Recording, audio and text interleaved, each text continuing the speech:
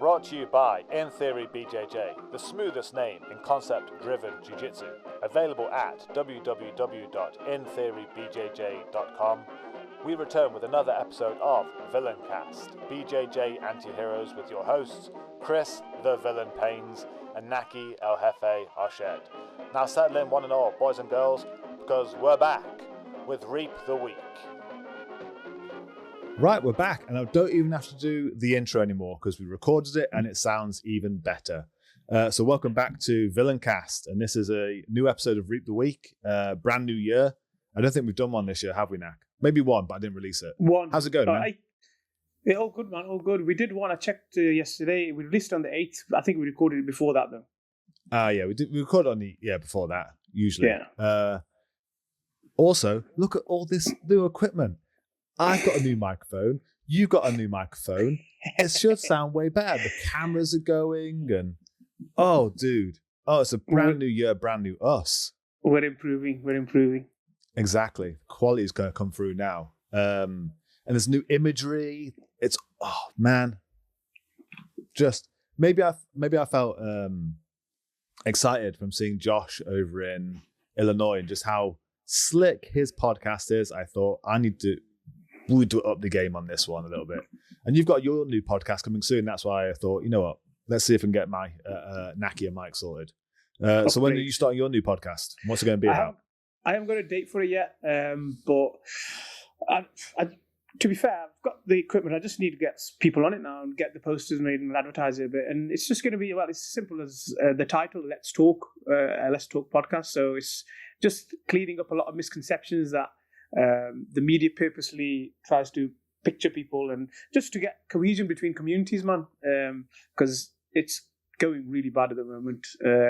And everybody's falling for anything the media's telling them, and it's like, nah, man, you guys are destroying your friendships and everything over bullshit. Dude, it's scary. It's scary right now how much everything is falling apart and the speed of which it's falling apart. Oh well, we still have jiu-jitsu. So yes. I will quickly preface some things that are going to appear in this podcast. We're going to talk about the recent plagiarism accusations. Kind of lost that one. We had a few questions. One, best way to recover guard after they pass your legs. Is ego stopping the progression of the ecological approach? Some questions about lasso guard. But we're going to start with, there's been a question from the Discord. Are the preet postures a dead end to us? I will say no before you say anything. No. You know my opinion on it.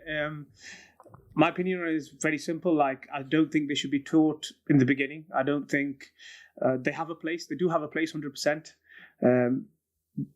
I mean, we did them so long, and then we even went and competed using, like, letting people into them positions to maybe win and not let them in. I mean, it's frustrating, but you're not going to win, especially in like points competitions where, you know, they'll get points on you, and then you're playing defensive, very passive. You're not gonna be able to attack. I mean, obviously there was, to a certain level, the way will work, but when you go into them upper levels, it's like, I use them again. I use hawking when I need to, but that's like when somebody passes.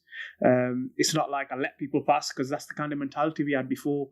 There's like different layers we've built before that, which should be taught before any posture should be taught, in my opinion. Like, I'm not against it. Like, they work, man. We proved that they work, but I think it's the time and the place we were using them that was the problem. Yes, I agree for the most part on that, absolutely. So back where we were, like, you know, which as of the 16th of March, you know, this was recording 5th, so 11 days out, is when I'm my six years at black belt. So you think, you know, we started working on that 7 or 8 years ago now, which is a long ass time, man. Even How to Defend Everything came out 6 years ago, which is bonkers. And I think from traveling, you know, being as lucky as I am as I get to travel, the pre-postures, the defensive postures, however you want to refer to them, do work against jiu-jitsu people. which is the interesting one. So if I'm traveling and I'm playing in the gi, or I just want to be able to play against someone and not have, if I want to be able to shut a roll down, if I feel that that other person is just going too batshit, I can just go, you know what? I'm going to go into these positions. Fuck you. So I think on a competition level, you're right. You don't want to use them in a competition. But as a way of just keeping safe in jiu-jitsu, especially when you have no control over what the other person can be like, I think they're kind of critical in that way.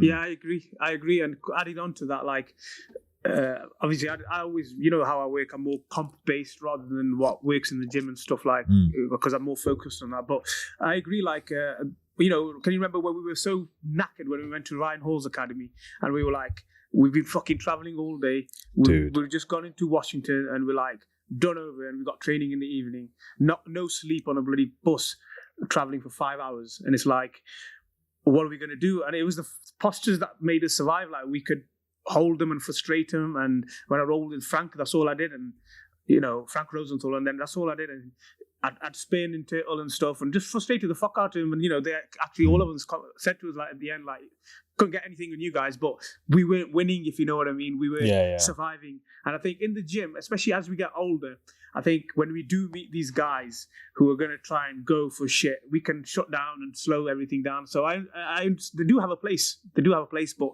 for competition, they are not the best.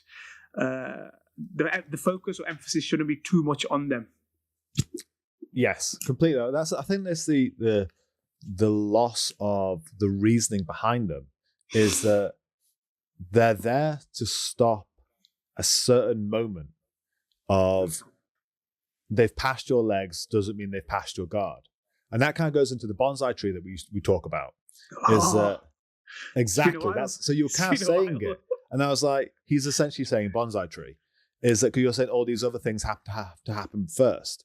So the logic of the bonsai tree is up in the branches, you have defenses to individual things, like snipping off leaves off a bonsai tree. So if someone asks you, how do you defend a rear naked choke?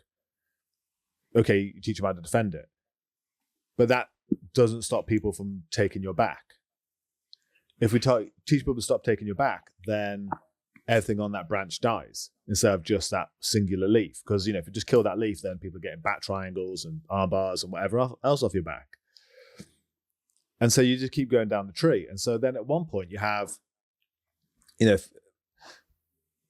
okay, so if I can stop people taking your back, then all those leaves die. But if I can stop people getting into my armpits and understanding that idea, using the postures as a reference point for what it means to stop people going in your armpits, then there is no side control, mount, back control, or anything. So it's that moment there.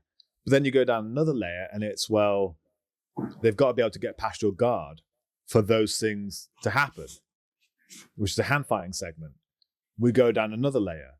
You've got to be able to break my balance and get me to the ground first and hold me, not even just get me to the ground, but hold me down. And we just keep going down the tree like that. And exactly, like the preach stuff is not a dead end. It's just a very, very small part in the middle of the tree.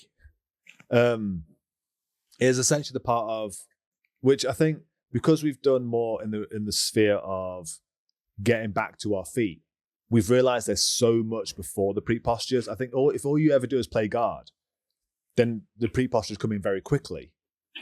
Because as soon as your guard fails, I can just go running man or whatever. But when there's all this talk about getting up and how to rise and how to hand fight and how to have an upright posture and keep your balance, exactly, it's like it's smack bang, the defensive postures are smack bang in the middle of the tree. And we've just learned there's a whole tree before then, like the whole trunk, the roots, everything. And yeah, I don't think it's necessarily a dead end. I think it's just such a small fragment that sits in such a weird place. It has its place to teach it, but is that just small fragment? There's so much more you have to, like you say, fuck up first. Yeah, definitely. Yeah, so I think that's the crux of it, is that it's there's more to learn before then. that's more relevant. And that just forms a very small part of once your guard is passed. Let's talk about everything else first. So yeah, I like how we're on the same page on that one. Like, yeah, it's irrelevant. I think it's really irrelevant to teach people the importance of don't let people in your armpits, because it's an instant return on investment. I can say, close up that gap, the red, amber, green one. And all of a sudden, oh shit, yeah, you're right. Yeah, there we go. That's about as much information as you need to give them these days. Like, when I've done it in seminars, I literally just say to people, right, just glue your arms to your hips. I don't go into Running Man. I don't go into Hawking. I don't go into Turtle. I just say, just glue that there for me. Like, oh shit, you're right. Cool. Right, then that's just saved us an hour or 8 that we'd have to talk about it.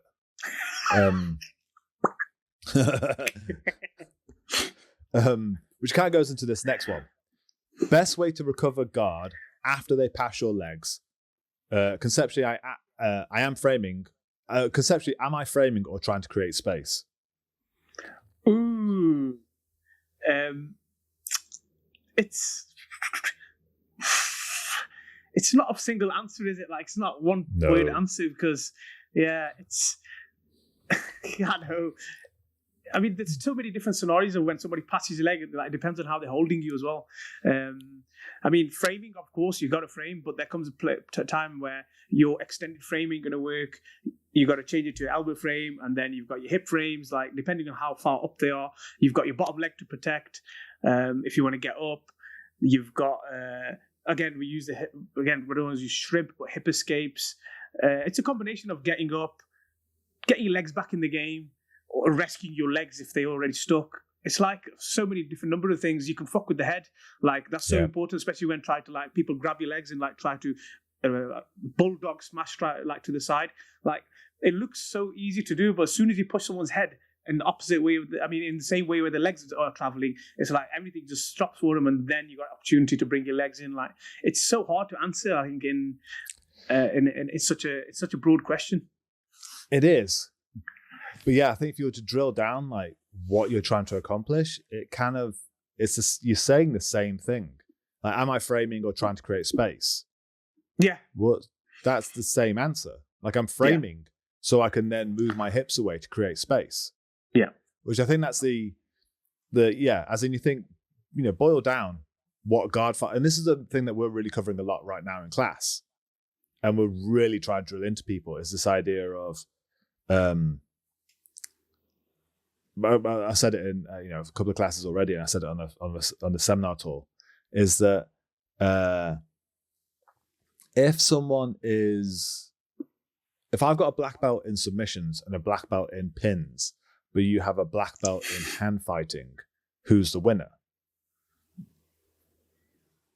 And it's the person who can hand fight, because the person with the pins and submissions cannot get their shit to go if you can't win the hand fight. So then who's the black belt? And the $1 million question. Exactly. And that's the thing. As in, as I've said, it's we love the pinning and the submission side of it. It's a huge dopamine rush when you're like dominating someone. But we fucking hate the hand fighting segment. And when you suck at the hand fighting segment, you're more likely to pull the trigger and be desperate and do something stupid. And you get very frustrated and mad when you can't win the hand fight. Like, if you come across a guard that you cannot pass, drives you insane. If you, same as like when you do takedowns, that if you know you're not going to win the hand fight, using hand fight as a catch-all term for limb fighting here, if you don't win the hand fight from standing, you're more likely to pull the trigger and do like a hard shot from a distance, because you know you're not going to be able to get close enough and win that fight. Same with the guard passing. If you suck at the guard pass, the limb fighting, the hand fighting segment, and that, you're more likely to do dumb shit. And this is the whole idea of this, is that a guard pass or a winning of a hand fight is when you get past someone's middle joint, their elbows or knees. If you get past someone's knees, that is essentially the criteria of what a guard pass means. Same as if I get past your elbows, I get access to your hips for a takedown. So the idea of the frame and create space is to then get them back south of your knees again. However that happens, either get up or shrimp or, upright shrimp, doesn't really matter. Swing your legs in, pummel, who gives a fuck?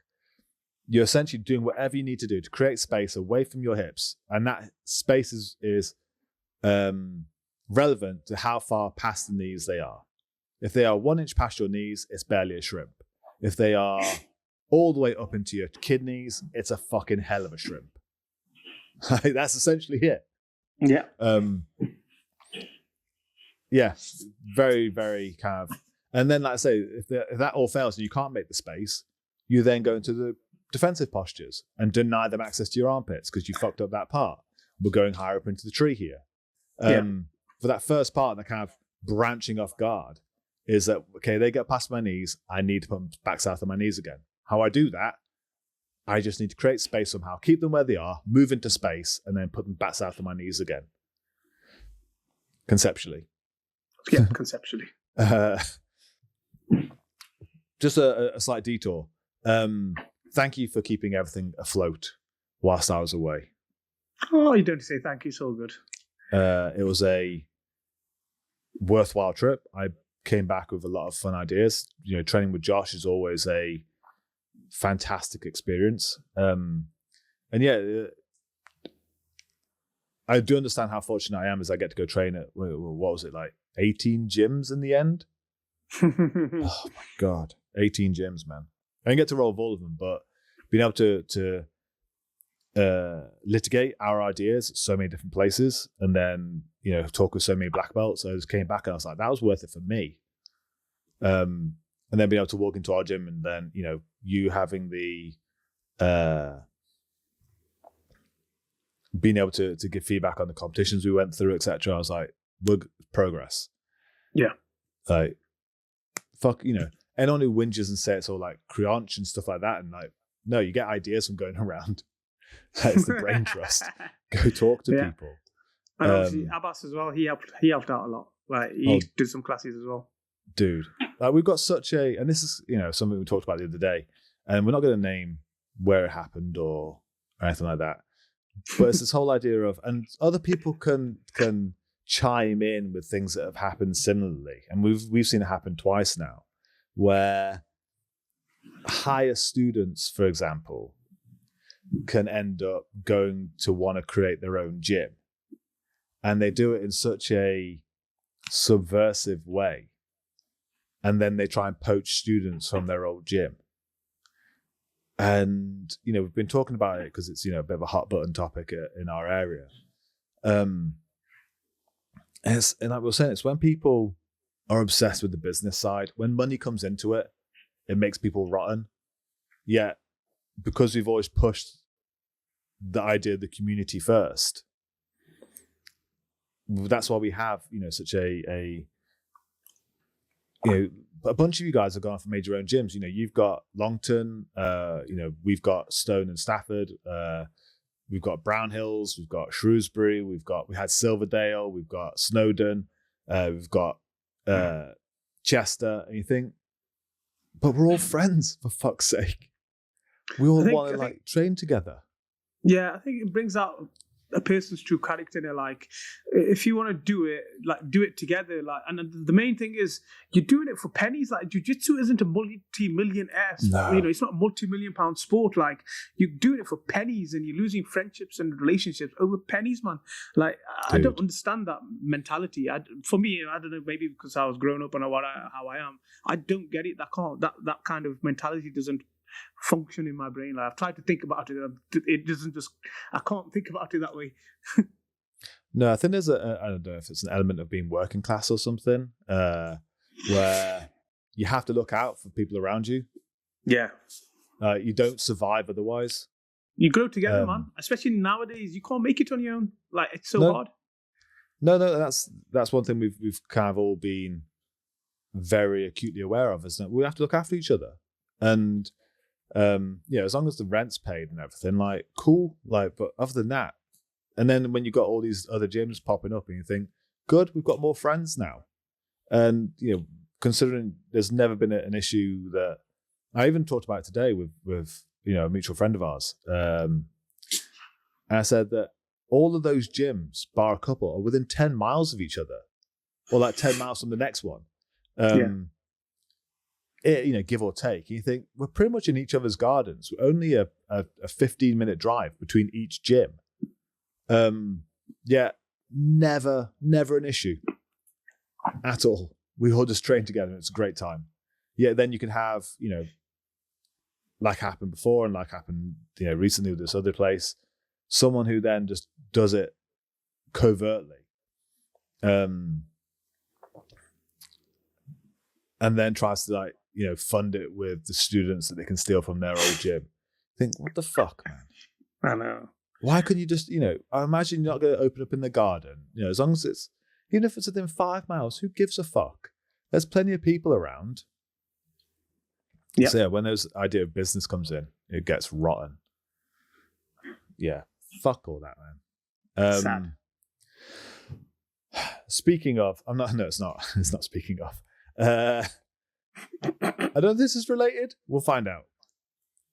Let's see where we go with this. Is ego stopping the progression of the ecological approach? Mate, this is like every time with this question, like, on Instagram, every time I go on it, there's someone from the jiu-jitsu scene, from some part of the world, on their story, it has something to do with eco, and I'm like, we need to get over it. Like, it's a tool alongside other tools that we have available to learn jiu-jitsu, number one. Number two, why do you care how people train? The real test is in competition. Like, if you really care about competition, if you're not bothered about competition, just train. But why are you so bothered about how other people are training? Just train. I for some reason, so I went on Josh McKinney's podcast, the I Suck at Jiu-Jitsu show. Yeah. If you listen to this, please go listen to that. It's a great podcast. Josh has such a slick outfit when he does this kind of stuff. But because Josh is a clever marketer, he clipped the parts and then put up very inflammatory moments. And one of them, when you bring up that word, and it will lead into the next part as well, is it causes people just to lose their fucking minds, and they turn out, and it's just angry conversation.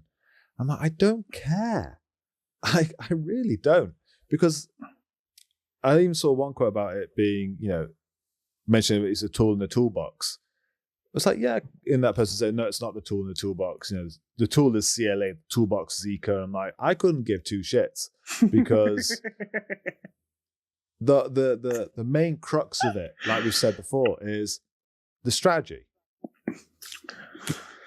And that's the thing, as in at one point in time, leg locks were the meta strategy to win, in competition. That's evened out now. It's not as prevalent because people are caught up with the leg lock game. And that's the thing is, we're in a sport, and it's not about, and this is kind of like where we've pushed it so hard at the gym, is it's not about just giving people the bits of jiu-jitsu and let them figure their way out, which I think is the problem we've had that's frustrated people for the longest time, is just kind of giving them the various different segments of jiu-jitsu and going, cool, go figure it out. And then they go, well, I don't know what I'm supposed to be fucking doing with all these different techniques you've given me. The bigger conversation, I think, is about strategy. Like, tell them what they need to do to win.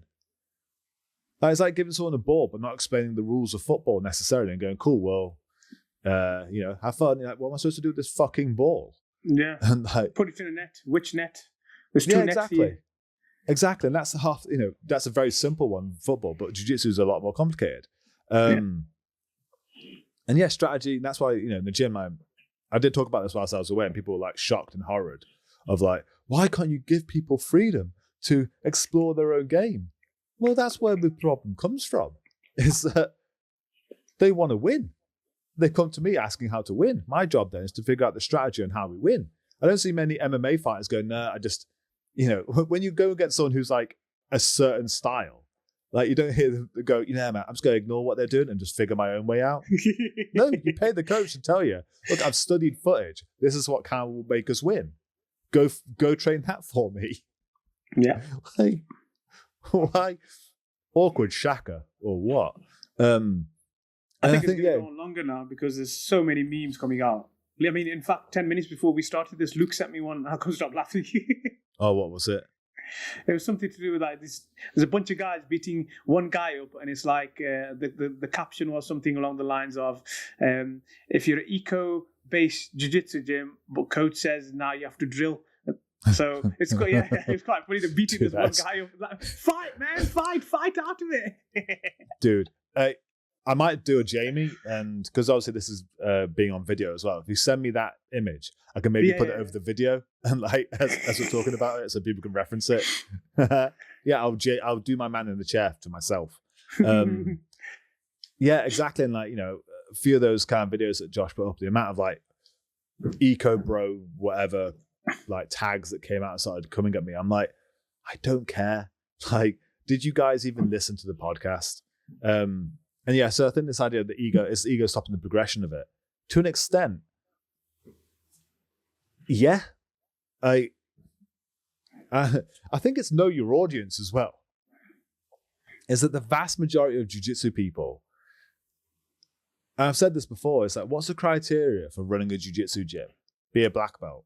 What's the criteria for being a black belt? Be someone who kicked the ass of other people for a long enough period of time. Like that Venn diagram of those two circles of being academically quite intelligent and also someone who can kick the shit out of someone else. Like, it's a very small intersection. Yeah, tiny. And so when you've got someone who is like, you know, someone who is capable of kicking ass, but also, you know, academically smart, there's a small slither that's going to be like, okay, we can listen to you. But there's a large section which is like, I don't like, sorry, you're using two big words right now. And that can cause them frustration, is that, you know, that more academically inclined are trying to get that message across to people who are like, just people who hit other people in their head, like stamp on their chests. Like, sorry, they're not bright. I think Jesus Christ, the reason why we have the coaching that we have is because they're not smart enough to change what came before. Just do exactly as my coach showed me. That's it. I'm saying this, you know, because I am not academically smart. So I'm saying this from a position of guilt. You're an academically smart person. You have. I'm not. Dude. On paper, maybe. Yeah, exactly. Yeah, but you have an education. I don't. Come on. Even then, man, like when I listen to some of it, and I'm like, it doesn't need to be that complicated. Some of the words, like, that most people in jiu-jitsu aren't going to go and Google search what that word means, what you just said to them, and it's like, just keep it simple, man. Keep it simple. That's why I like, you know, I sit on Reddit every now and then of people saying, yeah, Preet's stuff's really good, except I can't understand the word he says, so I just listen to Chris. Like, he's talking too many riddles. Like, Chris says it in a very, very simple way. I'm like, yeah, probably does. He speaks to the common man. Like, put this here, make happy. Like, I understand him now. You find hole, you put, and you enter. That's it. What were you going to go with that? You find hole, you put. Like, what were you doing in the gym whilst I was away? The gym. Dude. Yeah, that was the so I think there's a level of ego, but also like, yeah, you're making people afraid. Like, it's a simple jiu-jitsu people. It's a multi-pronged approach that I've said it before, and this is a something you know kind of realize getting a black belt is you got to be a good roller, you got to be a badass. You've also got to be capable of coaching, be able to explain good jiu-jitsu. You've also got to be able to pretty much run a business, which is a skill in itself, which, you know, comes with the marketing and the social media and, you know, yada, yada, yada. And then you got to be just a people person, like capable of interpersonal management, like manage a group of people. And that's one thing that I think people fall down as well, is like the communication within a community. Now imagine like a business manager. They could have the clout to be able to, you know, see through business and be able to like make things happen. but their staff might hate them. And you think, if you just had a better head on your shoulders when it came to talking to people, you may get better out of your staff. And it's not by design that we can make those things happen. It's you come across them, it's by accident. Again, it's like a Venn diagram of it. There's one thing about, when I was in the fire service, is that the way to come through up in the ranks was you had to start at the bottom, which meant that we had some managers who, were excellent on the fire ground. They could see incidents unfolding, long before whatever happened. They had the experience. But as a manager, they were wank. And they couldn't, they could barely make a team cohesive. Great on the job, but you would have the occasional manager, which was a fucking skilled beast of dealing with people and making them work well. But it wasn't by design. It was a pure accident. And I think that's where this whole eco thing is going down. Like, great, cool. You've got some rolling skill and you've got coaching. But interpersonally, you're not going to get your message across unless you can manage people. And this is why when you have a good team around you, like, you can all have different skills and everybody can get people in their own way. Like, not everybody can be a chief and not everybody can be a soldier. Some people are good at being both. And some people are very good at being one. Yeah. It's language. It's all language. I think a lot of the language that's coming out about eco is that because it's not engaging the right way with the right people that needs to hear it. Again, it's obviously, it's a working tool. We all use it to an extent. But I think the language is the problem that's going to hold it back. Not necessarily ego, but definitely language. And again, I think it also enters into that sphere of it being the wrong conversation, because cool tool.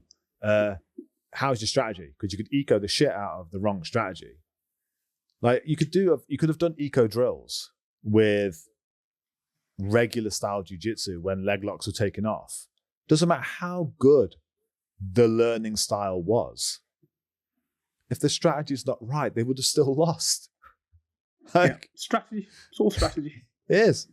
And that's why I'm glad I'm a dictator when it comes to it. Like, no, we don't just teach you random shit and let you go figure your own way out. There's a strategy, and we're working together as a team to perfect it.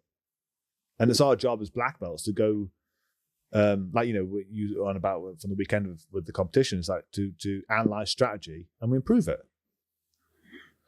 Yep. Bonkers idea. And there's so that one of the things that also caused someone to like lash out a little bit, and one of those clips that Josh made was I was talking about the risk assessment, and I said that how there's an element of the whole eco issue which on a basis of a risk assessment may be a problem when it comes to injuring people. And they lashed out and said, well, the only one that's happened in recent memory of was a lawsuit was from a traditional style school. And I was like, I think you're missing the point of the risk assessment here. Like, and the other people saying, well, I need to see statistics on this. Okay. Thoughts? Well, how do you feel it went after we put the risk assessment in? The control's gone way bigger. Like, people are controlling people way better. Oh, yeah, that went up. Yeah, completely. They're not jumping on submissions, which is good, and injuries are less. Like, we're not getting injured from submissions, and also banning certain submissions on people who haven't got the experience to do them yet. Like, I've seen where some white belts trying to show another white belt a choke, like a head and arm choke, and turn them the completely wrong way. And I'm like, no, you're not allowed to do that because you don't know what you're doing. You're going to hurt his neck. When we show it to you, when you know how to do it properly, then fine. But right now, there's other things that you need to worry about, and not worry about how to finish anyone, because you ain't going to finish nobody. That's So I use eco as an example of constraint led, etc. Is that done well? Yeah, it might be able to. It's not. They're not related to each other in the sense of. Doesn't matter if it's traditional, doesn't matter if it's eco. If you don't understand the things you're doing to a human body and you just let people fuck about and find out with no control, injuries are going to happen. And it doesn't have to be catastrophic injuries. They are more rare. But we've all had neck issues. We've all had a limb put through in some way. They've all had something pop through, and they're still injuries. They still affect people, and they can go up in how catastrophic they are. The idea of a risk assessment is on one side you have hazard on a scale of 1 to 5, and on the y-axis you have risk, which is the chance of it happening. And when people don't have physical and emotional control over a situation or understanding of what could happen, then you're gonna. It's just a matter of time. Like, the example I use is like, if I have a car, if I have a road with no sidewalk and no streetlights in a built-up area, and we have cars going at 40 miles an hour, that's a hazard where if someone gets hit by a car, it's death. And then the risk is because there's no street lighting and no sidewalk, those cars won't see a pedestrian. They're more likely to hit them. Well, if you ask for statistics for how many people have been hit by that car, well, none. Well, is it really a problem then? Well, being a competent person, I can look at that and go, it's just a matter of time. Yeah. Do I leave it for that thing to fucking happen? Or because I can use some sort of competency looking at it, I go, let's change one of those things so it never happens. Or like, oh no, there was a person who got hit by a car, but they're only clipped and it didn't fully injure him. Doesn't matter. Yeah, just fucking, oh wow, oh thank God. Like, we'll keep it as it is then, because it was only a clipping. Sweet fucking Christ. I know, man. Dude. And so I'm like, if people are then, not understanding constraints-led or eco-led, and they're still not explaining correctly, the dangers that happen with certain things, and they're just letting people fuck about more because they're not understanding how any of these processes are supposed to work, and there hasn't been a good. It's such a muddy topic anyway with regards to eco. I need to put control in. I need people to fully understand certain things, and if I don't fully explain certain aspects of jiu-jitsu first, and give people less control over situations, for example, and let them explore, it's only a matter of fucking time. And that's what I was getting at. And that doesn't take a genius to figure out.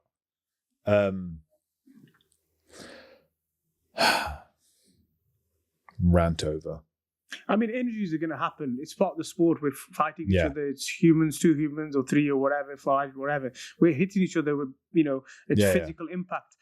But minimizing that risk by not giving certain submissions to people straight away and be like, you're not ready for that yet. You're not ready for that yet. I think that minimizes a lot of like bullshit injuries which do, like, if you imagine someone who's a worker working 9 to 5, and they're coming to train in the evening and they're getting these little niggles. That's why people quit, because, all right, they'll push through 1 month, 2 months, 3 months, 6 months in, they're probably thinking, is this worth it? Like, I'm having to take time off work, or I can't go and do something on the weekend with my kids. You know what I mean? Like, that's what we've got to look at, because most people are hobbyists in this. There's a very small fringe of competitors. Well, that's the... exactly. There's a small fringe of people, and it's... But you can... accidents happen, etc. But we can engineer out a lot of the problems that, it's... You can engineer out everything eventually. It's just how much effort and resources you have to engineer it out, and if it makes sense by the end of it. I mean, at the end, like, I was a firefighter for 12 years. I was a crew manager and all that jazz. And that is a dangerous ass job. And so there's risk everywhere. But out of the 12 years I was there, I never saw a bad injury. I saw, occasional injuries, and, everything was litigated when it happened. But we took that thing so seriously, with the goal of, you're entering into a dangerous environment, but our job is to try and remove as many of the hazards and risks as we can. So then, we can't stop freak shit happening, but we can stop the majority of shit from happening. And then, you might be looking at, statistically, how many people have, or 0. Yeah. But we still fucking do it anyway. That was a weird kind of argument on that one. Where did we get up to? The big one for the weekend, the plagiarism. Yes. I think at the time, I was, because we recorded this podcast initially and there was a slight issue with the audio.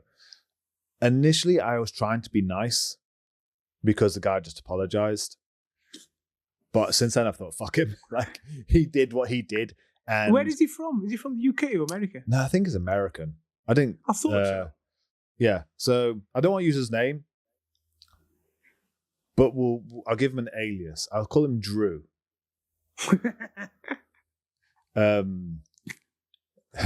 Which I think is even funnier because if you actually find out what the guy's name is, and like,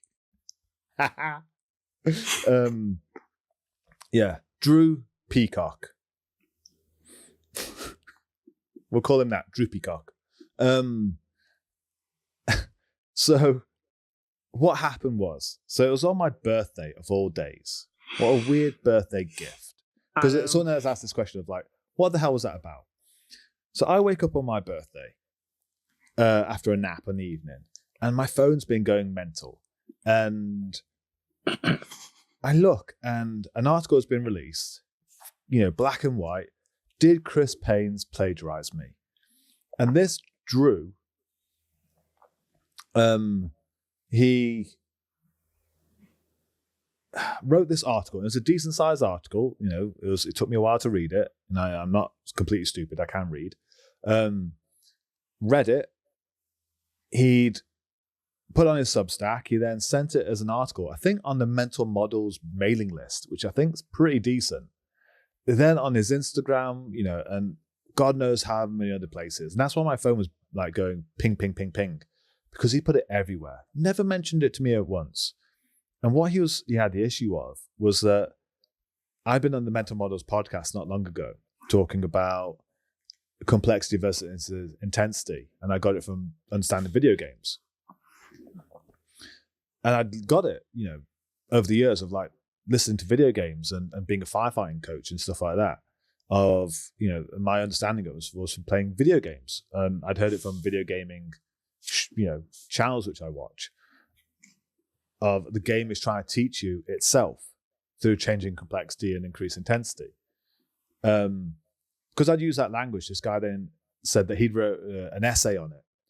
And in his article, I don't know if you read the article, but in the article he was saying stuff like, this idea was so unique in the eco-CLA space that it was almost completely attributed to me, this guy, this Drew Peacock. There was no way that I could have figured out the language for myself. It was too unique. I must have plagiarized him. And how it was going about how awful it is that black belts will, plagiarize the work of lesser people and not give them credit and stuff like that. I'm like, the fuck is this guy? I got this on my own. So we entered into a very public spat on his Instagram of me being like, didn't get it from you, don't know the fuck you are. And he was like, have you got any proof, etc. And then he was kind of trying to pull my words apart and stuff like that. It doesn't matter. I still didn't get it from you. He goes, well, if you've got the proof of it, I'll give a retraction. So I found a video. I said, well, when did your thing come out? He said, well, I wrote it between December 22 and February 23. I was like, okay, well, here's a video for me, the winter camp in Austria, like the 3rd or 4th of January 2023, using this. And he was like, well, it wasn't the exact language. I'm like, I'm teaching a bunch of hungover people in a basement in Austria after I'm pretty sure they got so drunk they set a bar on fire the night before. Like, pick the right language to the right room, you doofus. Well, when did you come out with the idea then? Well, obviously before this. Like, I don't know, which means it was before you. Yeah, I wouldn't be teaching it if I didn't come up with it before. Fucking hell. Dude, exactly.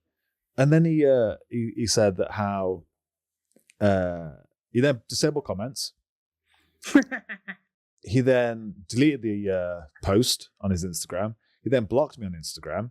And I'm like, moron. Like, I've got other accounts, like In Theory, etc. So I went on And I took a screenshot of his page and I put it back onto my Instagram saying, look, hey, if anyone can someone comment on this guy, please, and ask him why he won't apologize or show some humility after accusing me of plagiarism. And his fucking Instagram lit up. Oh, yes. Oh my God, the amount of comments. And what made it better is that people were like, look, I did like your work, but after you just done that, like, I'm having to unsubscribe. Sorry, dude, I can't pay you anymore.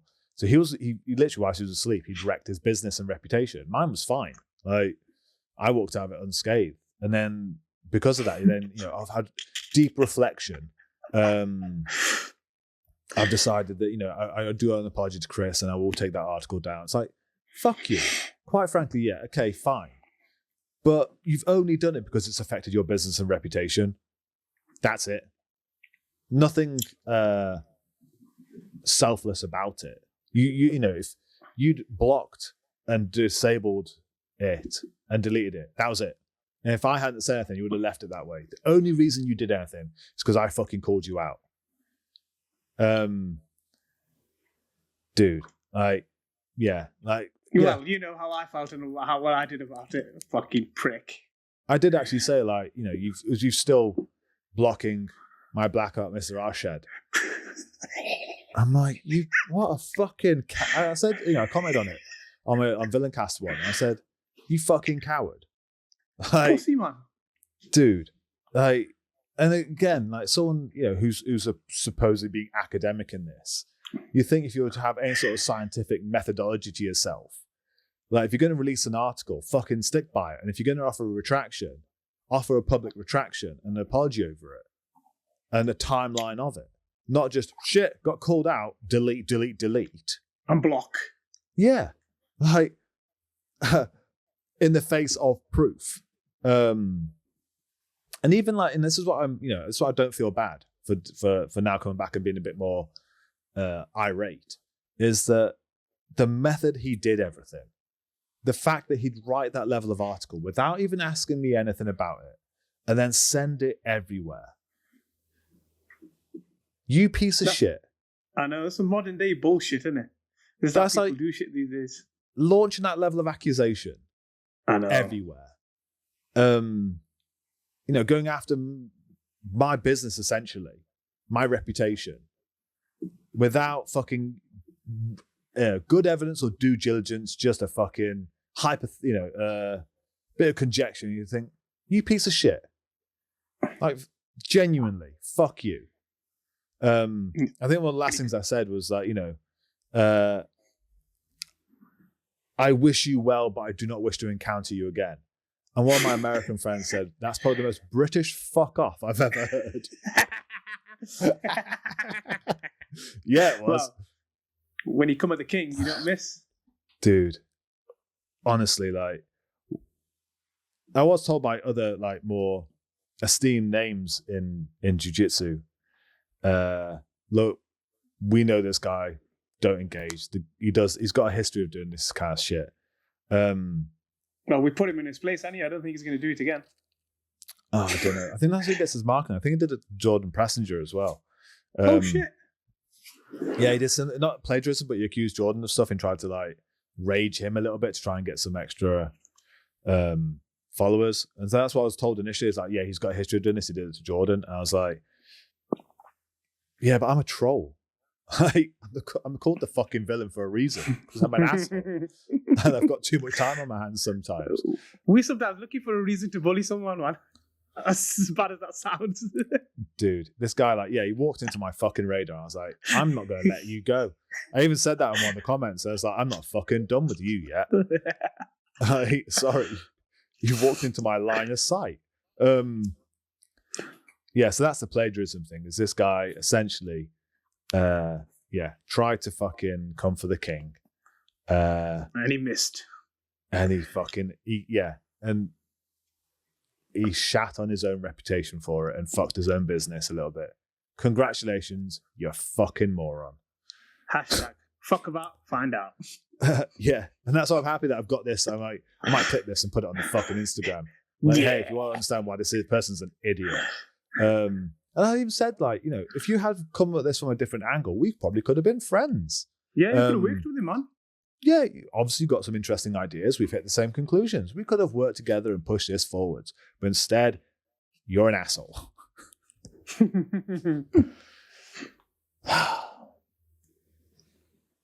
Yeah, what were your thoughts when you read that in the morning? Well, I woke up and the first thing I see is I usually, whenever I put my internet on, because I sleep with my internet off, and then when I turn it on, I just see your message coming through. I'm like, okay, so I'm still in bed. I haven't done none of my 5-minute routine when I wake up, which calms me down. Like, I have to physically do a couple of things. Calms you down first thing in the morning? Do you just get up enraged? Mate, I've got problems, I'm telling you. Like, when I wake up, so I have to like spend 5 minutes, read a few things, and then in my head, and then count some numbers in backwards and shit. And then I'm like, okay, now I'm ready to tackle the world. But I didn't do that, so I saw your message, and I'm like, okay, this fucker's getting it. And then I just tagged him in stories and shit. I'm like, you prick, dude. Hey, community. Hashtag community. These things, yeah. Fucking get each other's like, back. We fucking work together on this shit, and you're now fucking saying that you fucking found this, like, and you've gone the way. It's just the way you went about it. Like, I agree with you. Like, it was a personal attack for no reason. We don't even know the geezer, man. And it's like, talk. Just talk to someone, message him. Yeah, you know what I mean. But exactly. It's like, but I think that's the thing as well. We know each other very well. You've seen the progression of ideas. You've seen the logical progression. We talk all the time. And it's like, at no point, and you know me, I don't watch any fucking jiu-jitsu content. I can't stand it. Even me, I fucking hate watching jiu-jitsu, man. It's boring. MMA is the one. Dude, and I think it's because as well, like, we're both PTs essentially. We both live and breathe it in the day. And we do the podcast, we do the videos, and we do all this kind of jazz. I can't absorb any more jiu-jitsu. If I do, I'll fucking explode. Yeah. I can't. And like, I said that to him, and he was like, well, how about, you obviously did you said you listened to the Mental Models podcast before you interviewed Greg. It's like, yeah, because you was coming on my podcast, I thought I'd do some fucking research before I interview someone. Like, you're a fucking idiot. Like, trying to pull those words apart. Well, obviously you must listen to something. Oh yeah, sad. Because I researched it. Like, so I didn't cover the same shit on a different podcast. Oh well, I think he's learned his lesson. Yeah, you can go suck dick for all I care. Like, really hope I don't ever encounter him again. Like, well, we're in America in October, November, so we might. We'll see. I am the kind of person who likes to find people and say hello. Yeah, I know you are. I know you've spent too long around our mutual boss. Someone who will hunt someone down. Yeah. Who he has that reputation. Yeah, the real Hefe. Yeah, he who shall not be named. No. If anyone listens to this podcast, like, who? Like, who is this guy? Who's this myth? The legend. We can't. There are beings higher than us that are much scarier. We can't.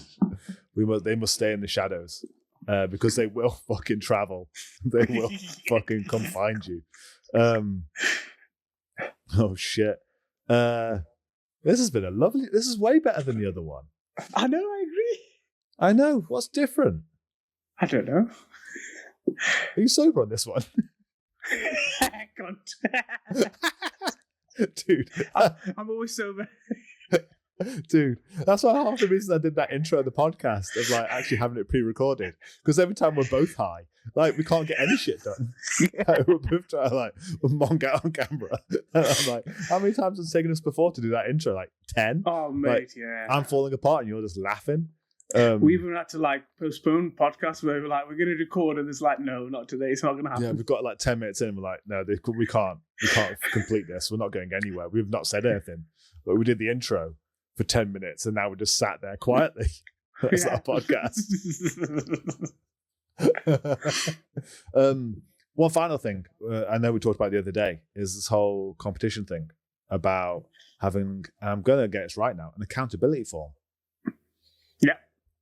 Fantastic idea now. Fantastic. Because you've already used it for a while, haven't you, personally? Yeah, I use it personally, like in my personal life, in terms of personal life goals and shit, and like training as well now. And it's like, it works, man. It got like, using that system got me out of a real big pickle about a year ago. Okay. And, Yeah, so and I was like, okay, it works because you visually see what you want, and it's like, okay, you're not going to exactly hit every target at the right time, but it's there, and you're working towards it, and it'll happen, and you're working towards it because it's in your mind. Whatever you've got in your head, it stays, and sometimes you lose focus, and I think it keeps you focused because again, accountability keeps you accountable. Yeah, I tried to, because you said this the other day. I was like, is he talking about like, what's the difference between an accountability form and just like a diary? Because I was like, it's one where like you're recording what you're doing, so you can like, or what you need to do. Like, I need to do this like a task sheet. And the other one, I was like, what's the difference? You write about your day and your feelings and shit. Yeah, and we ain't got time for feelings, like man. A journal. Like, yeah. So you got a journal, which is like what's happened that day. You got a diary, which is going to happen in the future, I guess. And then you got an accountability, which I guess is like a mixture between the two of like things you need to do and things you have done, but other people can read it. Yeah. Yeah, which makes it accountable. And especially as a team as well. As a team as well. Diary. Yeah, and like you see it in some gyms as well, like where they'll have a board and they'll have people's names on it if anybody's competing, when the competition is, and even if you don't want to train, it's like being in camp kind of thing. And it's like if everybody can do it for themselves and us as coaches can see it, we can hold them accountable. They can hold us accountable. It doesn't mean just because we're coaches that we're the only ones dictating it. Like they can say to us, yo, you aren't trained, mate, like you're saying this, that, the other. So there's also that, and it like forces you to train then or change something or whatever. So it works, man. For me it works. It's really helped me over the last 2 years. Oh dude, like even since, because I want to get back into competing this year, like screw the injuries kind of thing, we're all injured and I just have to go one-handed. Since making that accountability form, I need to update it and make sure I put in everything I've done this week. But the amount of like every single day I'm doing something horrendous to myself now. Yeah. I'm doing sprint work, I'm doing hard cardio, I'm doing weights, I'm doing hard sparring. Even today, like I knew I didn't have much time, but I was doing this one-to-one session, and I had them doing tire flips for about 400 meters uphill. And usually I'd just be there, like, kind of with my jacket on, going, come on, like trying to inspire them from the sidelines. I was like, no, today we're going to lead from the front. And so I was tire flipping the bigger tire in front of him, like, come on, follow me. And we're going up this hill. Dude, I'm not sure I can make a fist right now. Both my forearms are died. Like they had the smaller tire, they were going for like 1-for-1, like, these two teenagers. And there's me like, no, I will keep up, man. 400 meters uphill of tire flips. With this big ass the bigger tractor tire as well. You know the one. That's a beast, that is. Yeah. Dude, I'm not sure I'd be able to wipe my ass tomorrow. I'm not sure I've got the grip to pull tissue apart. Like it's fucking horrendous. I've been trying to move this microphone. I just have to bash it with my knuckles. I can't use my hands. So it's already worked, I guess. Maybe not in the right way already. I think we've got to put a section on there where it's like, have you had your rest day, or have you had a rest, or what you doing about your rest? Dude, I'm gonna try and push it across the gym and say, like, try and see if we can get more people to sign up to it, just because I think it'd be fucking funny. See how much people, because then we report back here of how much it's working, of like hard training and shit. I guess that's how like Slimming World and those things kind of work. Is that each week you're being held accountable. True, and if them fads can work, then we're not doing exactly. See, I think they got the right idea. But the one thing I did say on the last podcast, which I'm going to do more of, an actual full one, hopefully soon, is about nutrition, about weight cutting, about giving people eating disorders when you ask them to do weight cuts. That would be an interesting one. I kind of already did a practice one with them, and there's my understanding of nutrition. Like I'm not on like the Dolce diet or anything like that. Like, you need to eat fucking cardboard or whatever the fuck he talks about. Because that's what I said in the previous podcast. Because my understanding of nutrition used to be kind of horrendous. Like I went through about in my peak kind of competing days, I didn't eat chocolate for about maybe 2 years. And I used to live off broccoli and horse meat. Or like mackerel. And like, I'd be at work and they'd be having like a chip sandwich or like a, bacon sandwich or something. I'd be sitting there with microwaved broccoli and fucking raw fish. I'm like, I probably didn't have any friends. But then it kind of became this whole, the process of binging and restriction, and basically gave myself an eating disorder from like megarexia, which I'm only now I was talking about this to someone the other day, and I said that how when I was in that process of binging and restricting, my weight would bounce all over the place. But since I stopped giving a shit, I've lost weight. And it just reflects in my training how much weight I'm losing, not necessarily the diet aspect. And like I eat better, kind of essentially, and more happier. It does make me wonder, again, this idea that we're just black belts in a fucking arcane form of hand-to-hand combat, that we try and give people nutrition advice and we essentially give them an eating disorder for the rest of their lives. Yeah. So I'd be interested in kind of litigating that one, talking about it more when that's happened. And just competing at more natural weights instead of that hard weight cuts. Because like I said, I think I said to you before that one of the ways I used to do it is like maybe 3 or 4 days out from a fight. Like if I was fighting on like a Saturday for a competition, on like the Wednesday, I'd take like a mild laxative, like a digestive aid. And, but because you're always carrying like 3 or 4 pounds of food inside you at any one time, I thought, I'm just going to get rid of it. Because then that's 3 or 4 pounds I don't have to find on my weight cut. And it was when we were at the Euros in Italy, because, I couldn't really keep hold of my weight in that environment and on the scales and stuff. So, I'm trying my best. But then I thought I need to get some of these digestive aids. So I went to an Italian pharmacy, and I don't speak Italian. And it was kind of Google Translate being of any use. And so I just picked up this box of what I thought was just a regular Senecot digestive aid. Took as many as I usually do, maybe one more. Then your video's gone back. I'm back. There you are. I then took what I thought was just a small digestive aid to speed up things.